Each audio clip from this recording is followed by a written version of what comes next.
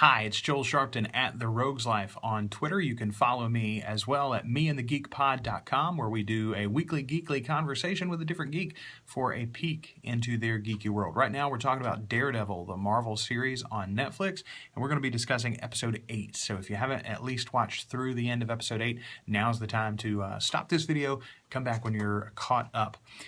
Spoilers from here on out.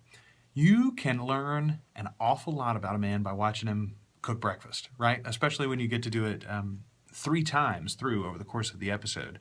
We spend just a tremendous amount of time with Wilson Fisk here in this one, and I think it's pretty brilliant in several ways. First of all, we learn about his abusive father. We learn about the traumatic incident that sort of set him on the path that we've seen through the course of this series so far. We learn not just the traumatic incident that he lived through, but that he committed. We learn that he killed his father pretty brutally with a hammer, defending his mother as his father drunkenly beat his mother. But then afterwards, the story goes further as he and his mother dismember the body and haul it off to the river piece by piece.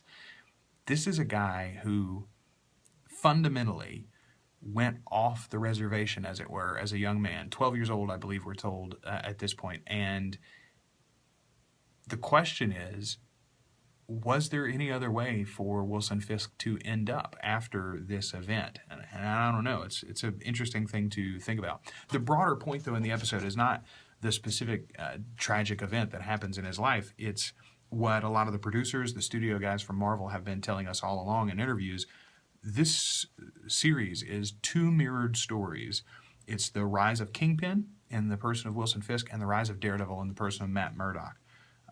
Earlier in Matt's story, we saw Claire Temple begin to sort of push him, question, is he going far enough? Is he thinking big enough? Is he being bold enough in his actions to change his city?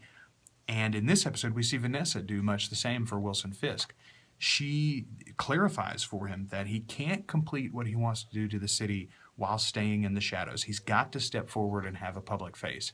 He's making this decision at the exact same time that we see Ben Urich and the storyline that's been ongoing with Karen Page and Foggy and the digging that they've been doing into Fisk's past. Ben's about to write this story when Wilson reveals himself to the public and sort of steals their thunder, as it were.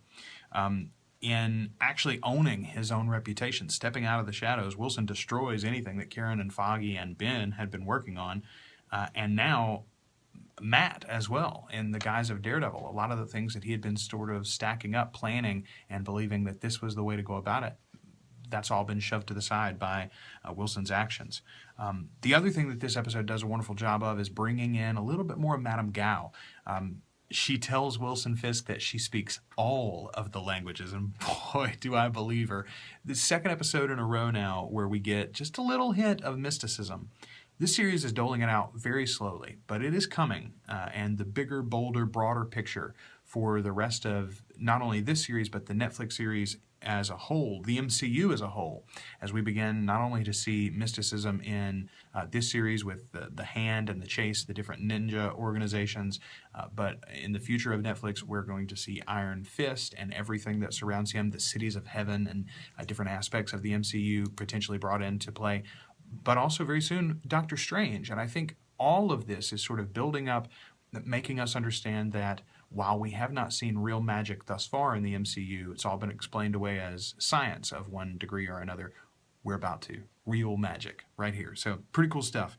I'm very excited for all of that. I think it's been some wonderful developments, and this episode was another great one. We got the great reveal of Stick in the last episode, and now here to see Wilson Fisk's backstory. I'm just really impressed with the way that they're pushing things forward and not resting on their laurels. It doesn't seem like this series is taking its time at all. It's building towards something big, and that's exciting. So that was our thoughts on episode 8, Shadows in the Glass, the name of this one for Marvel's Netflix Daredevil series. And if you want to get all of our videos as we continue our review of the series episode by episode, make sure you are subscribed to the channel. All right, thanks. Stick around. We'll be back soon with a review of episode 9.